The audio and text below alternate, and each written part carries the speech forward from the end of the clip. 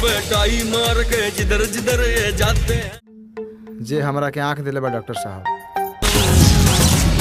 ओए भैया जी करो मुंह काहे ढक ले लू, मुंह देखाओ।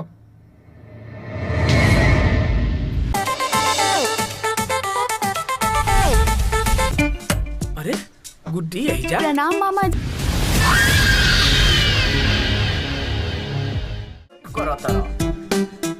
चलो जाकर अतरंगी पहचान है। ए धनी हो चोरे से बांधल दिल बांधले रहे दा। जब ली है नु तो बहुत गलत जगह से फाटी। ये फाटी तो फाटी लेकिन साना।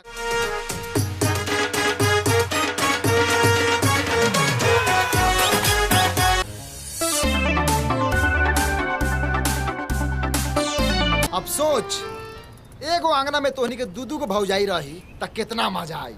एगो रात चाय दी और दूसर का पानी।